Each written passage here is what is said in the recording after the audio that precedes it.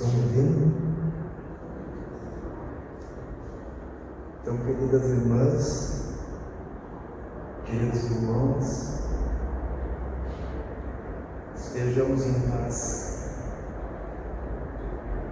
e permaneçamos na paz suave e amorosa de nosso Mestre Jesus, que a todos aguardava na noite de hoje, através dos amigos espirituais desta Casa do Evangelho, nosso patrono, Dr. Bezerra de Menezes. O tema que nos foi proposto consiste na parábola do semeador. E uma pergunta que nos vem à mente: por que Jesus falava de parábolas?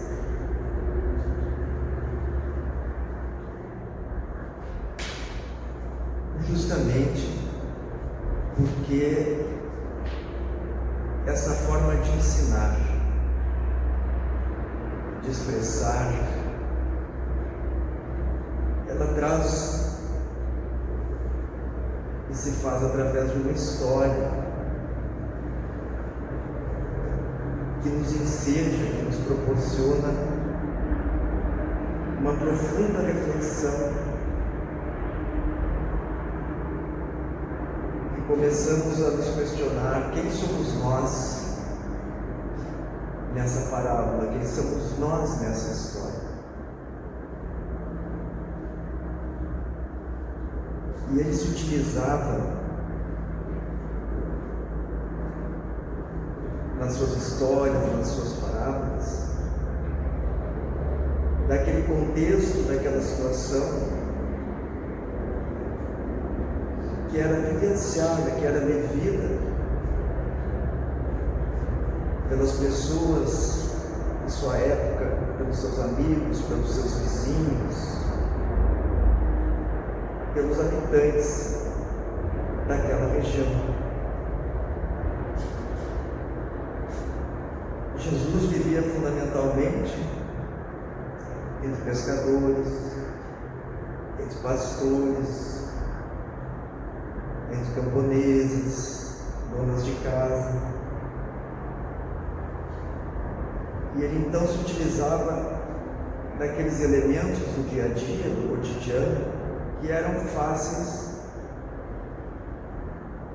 de as pessoas compreenderem. Daí porque ele falava no bom pastor, ele falava na colheita, na semente, na moeda,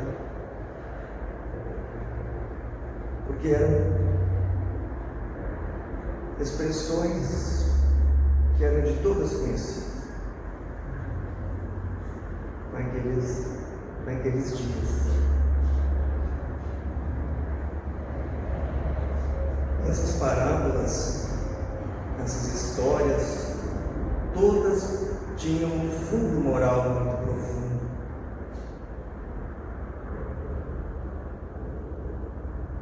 E era a forma de transmissão do conhecimento na época. Porque, ao contrário de hoje, em que nós temos tantos recursos, era através da transmissão verbal dos ensinamentos e conhecimentos, porque eram poucos aqueles que tinham acesso à escrita. Então era através da oralidade que os ensinamentos se transmitiam de geração a geração, se perpetuavam no tempo e no espaço. Por isso, então, Jesus se utilizou em várias ocasiões, em várias oportunidades, dessas parábolas, que vieram então a avançar mais de 2000 anos e chegar até nós.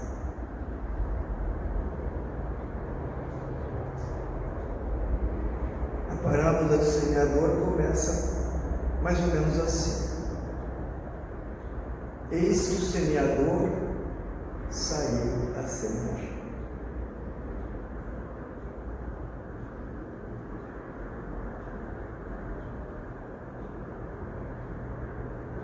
E já começamos a perguntar: quem é o semeador? Quais são as sementes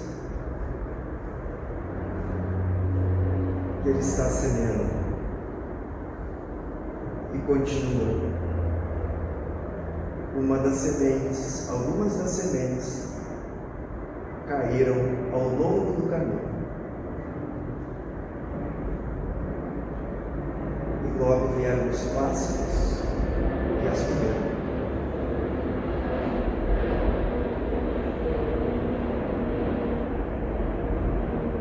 Outras sementes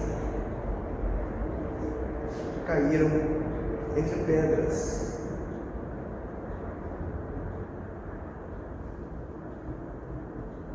Não tinham raízes profundas. Cresceram, mas veio o sol ardente e as matou.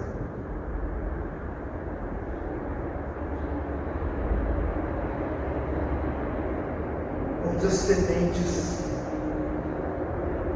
caíram entre espinhos.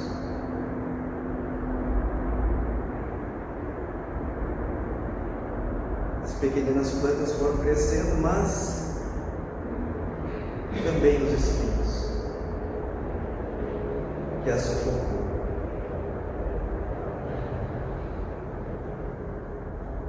Outras sementes caíram em boa terra, umas produzindo 100 frutos por um, outras 60, outras 30. Então vale aqui registrar que, ao contrário de hoje, quando a terra é preparada antes da semeadura, naqueles tempos, nos tempos de Jesus, as sementes eram lançadas ao solo, tal como eles se encontravam.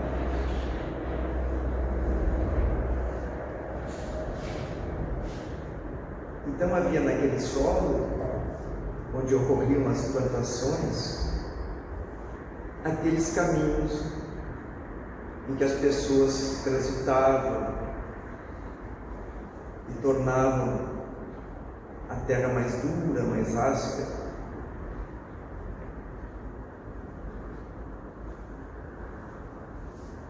As sementes também ficavam expostas, nestes primeiros momentos, ao sol ardente.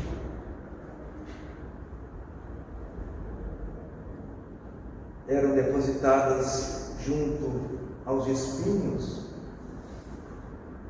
que pareciam estar mortos, mas que com a chuva cresciam juntos. Então, somente depois do semeador, do agricultor depositar as sementes, é que se vinha o preparo da terra.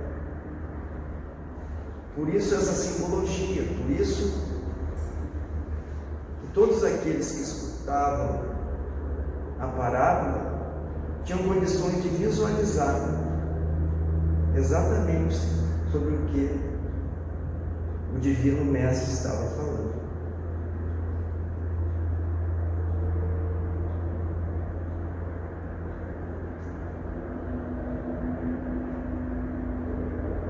Quem somos nós?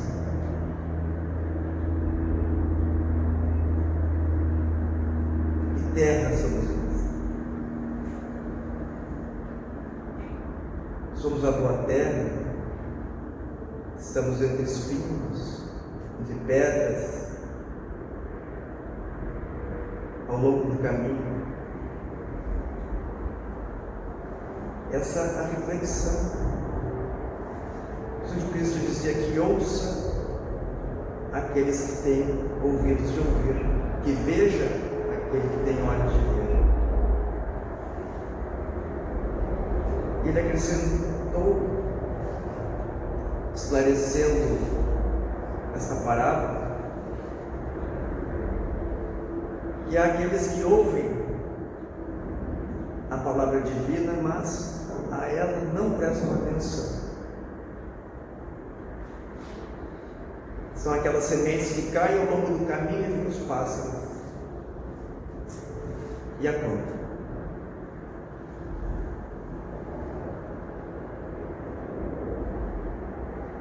Aqueles que são semelhantes à situação em que a semente cai entre pedras, porque mais preocupados estão com as questões do mundo, com as dificuldades do mundo, que esquecem do ensinamento, que esquecem da semente. Aqueles em que a semelhança da situação dos espinhos se alegram com a palavra, com o ensinamento, mas vêm as dificuldades, as dores, os desafios, e dela esquecem. E há, porém, aqueles em que a semelhança da boa terra recolhe o ensinamento,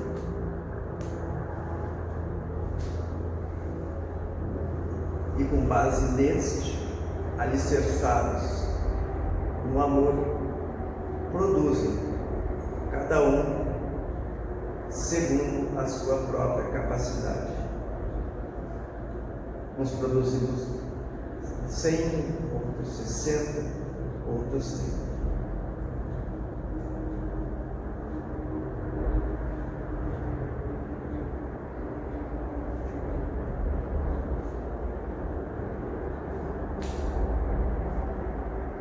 O semeador saiu a semear. As leis divinas, os ensinamentos divinos, a existência de um Deus amoroso e bom, a necessidade do exercício da lei do amor, da solidariedade, da fraternidade, são ensinamentos que chegam a nós e a toda a população, a todos os espíritos encarnados e desencarnados, de uma forma igual.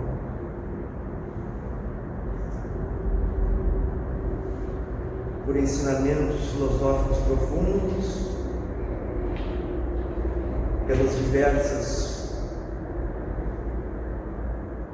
doutrinas religiosas, todos na Terra temos acesso e temos conhecimento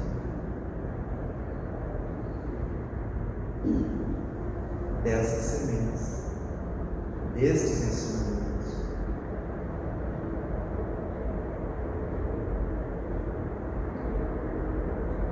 Porque, sendo Deus a inteligência suprema do universo, a causa primária de todas as coisas, conforme consta na questão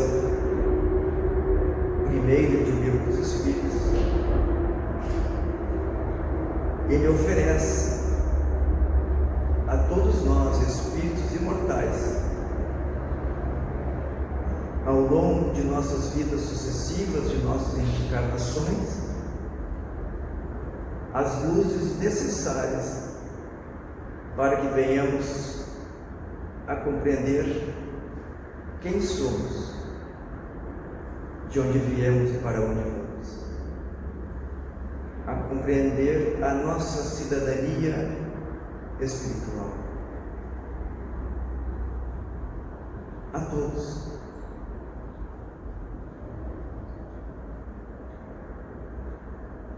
Não é por outra razão que no Evangelho segundo o Espiritismo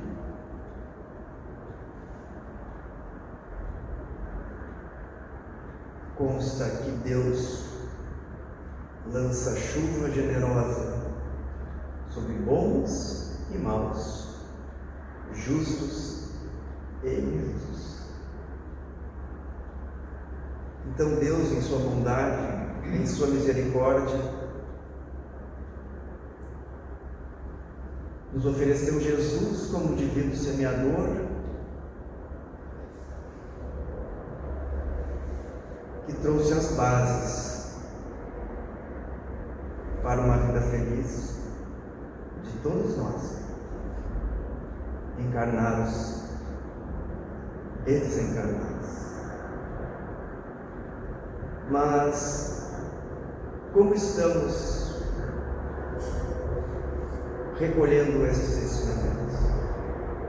Como os estamos vivenciando na nossa jornada? E a pergunta que se impõe: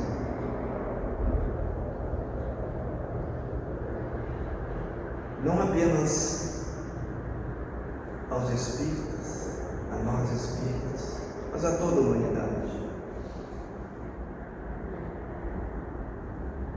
O que estamos fazendo do conhecimento das leis divinas?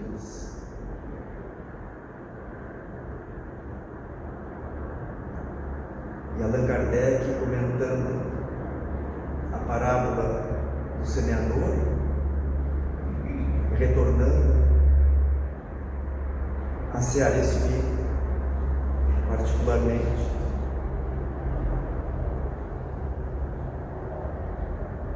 questiona,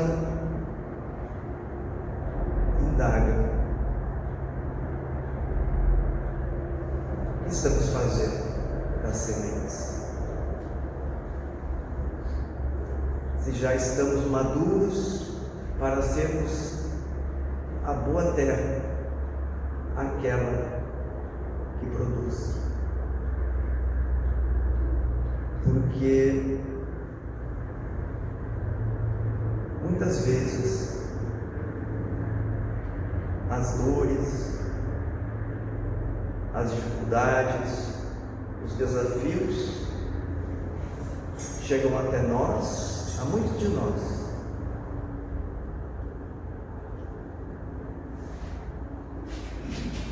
ou em outras oportunidades, aquelas alegrias que diríamos transitórias.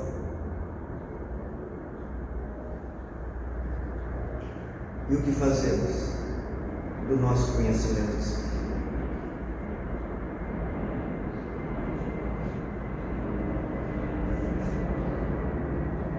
Nós conhecemos as complicações do mundo espiritual. Muitas vezes a escutamos diretamente, vemos a presença de nossos benfeitores desencarnados ao nosso lado. Fazemos palestras, assistimos palestras, damos o passo e recebemos o passo. Temos as nossas atividades. Mas temos que cuidar para que esse conhecimento venha a frutificar em nosso favor e em favor do nosso próximo. Porque não podemos esmorecer frente a essas dores, a esses desafios, a essas dificuldades que inevitavelmente chegarão até nós. mas não nos deixarmos tocar pelos espinhos da dor, da ingratidão, e esquecermos a nossa condição de espíritos imortais em evolução aqui na Terra.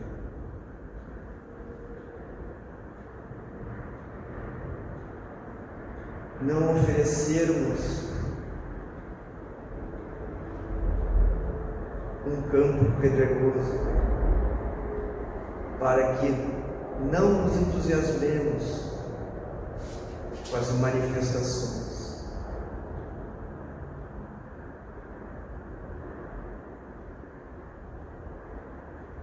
Porque muitas vezes são como fogos de artifício que nos chamam a atenção, como a muitos chamaram as sessões de materialização e tantas outras, para pouco depois esquecer a nossa condição de espíritos mortais em evolução.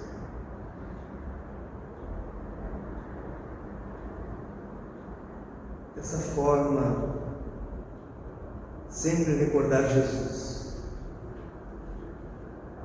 das suas lições profundas,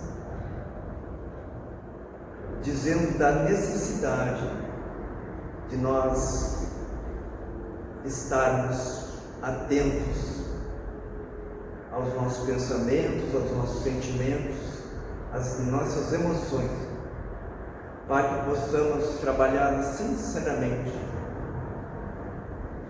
reconhecendo ainda a nossa fragilidade nessa jornada,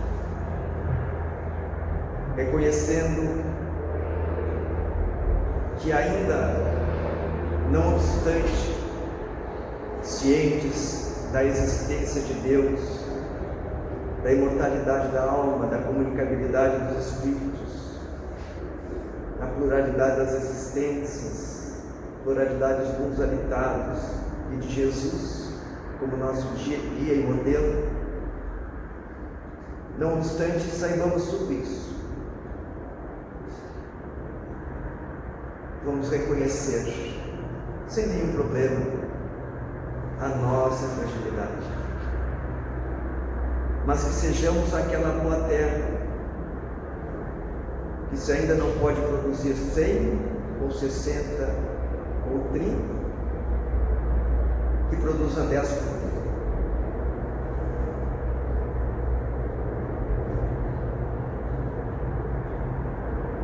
Porque é assim,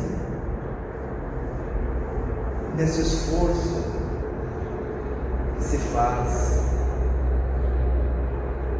dia a dia, ano a ano, existência a existência, que nós vamos agregando valores e conhecimentos espirituais para nos fortalecer cada vez mais e vencermos a nós mesmos.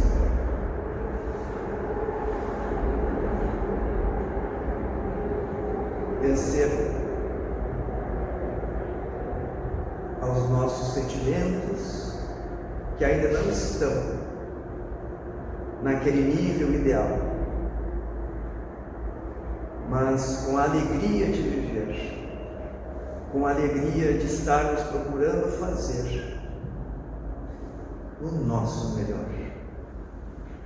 Talvez ainda não seja o ideal, mas diz o Evangelho, conhece-se o verdadeiro espírita pela sua transformação moral, não pela sua perfeição moral, já o dissemos, pelos esforços que ele faz para domar as suas más inclinações, tornando-se hoje melhor do que ontem e amanhã, certamente melhores do que hoje. abençoada doutrina que nos fortalece nessa jornada.